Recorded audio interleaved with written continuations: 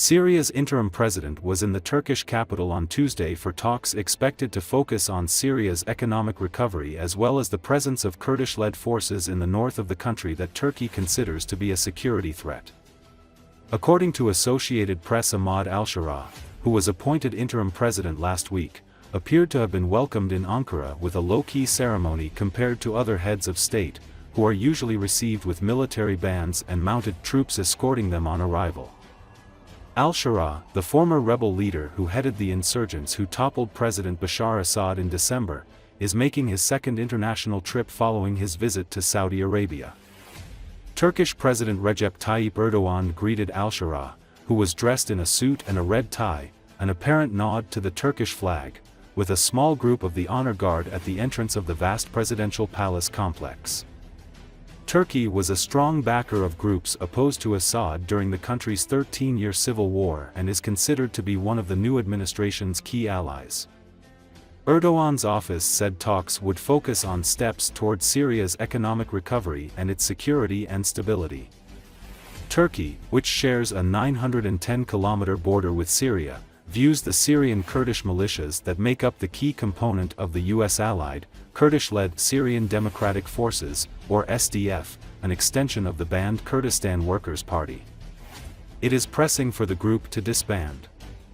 Turkish-backed fighters are currently battling the SDF in a bid to push the Kurdish militias away from the Turkish border. Mazlum Abdi, the commander of the SDF, said in an interview with the Associated Press on Sunday that he recently met with Al-Sharaa in Damascus, adding that the two sides are negotiating with the help of mediators to find compromises regarding Syria's future, including the future of the Kurds.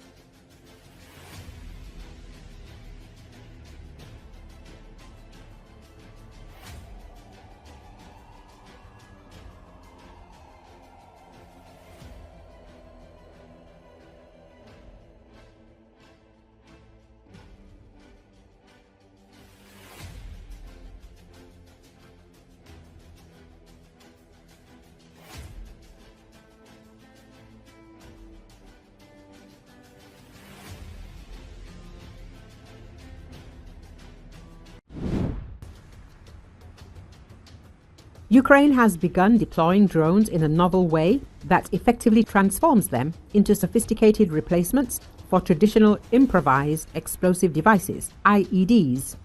Forbes reports this innovation was documented in recent social media footage from Kursk Oblast. The 8th Special Forces Regiment of Ukraine has demonstrated a groundbreaking approach to drone warfare.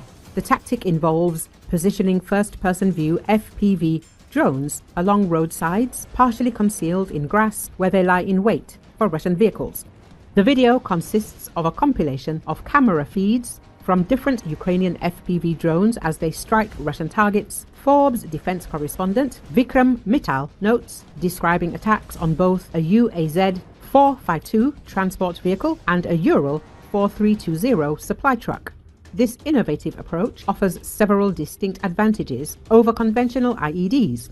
Remote deployment. Mittal emphasizes that a drone can position itself without requiring a soldier to physically emplace it, significantly reducing risk to personnel while maintaining effectiveness against supply vehicles in enemy territory.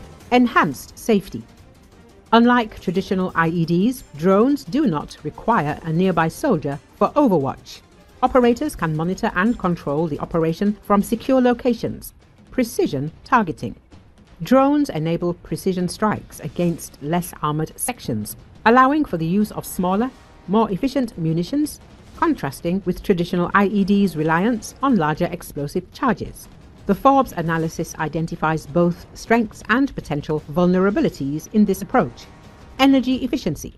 Ground-based positioning proves highly efficient, as the drones only need minimal power to maintain their camera feeds while waiting for targets. This allows for extended operation periods compared to traditional aerial drone missions.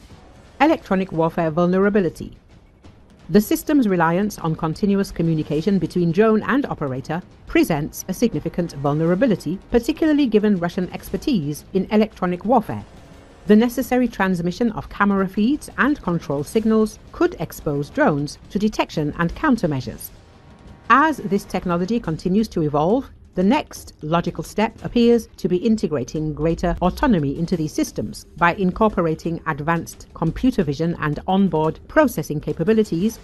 Future drones could potentially operate with reduced dependence on constant operator control, helping to mitigate current electronic warfare vulnerabilities. As Mittal concludes, this development represents another step in the ongoing evolution of drone warfare, with both sides continuously adapting their tactics and countermeasures. The transformation of drones into modern IED equivalents marks a significant shift in tactical approaches to asymmetric warfare.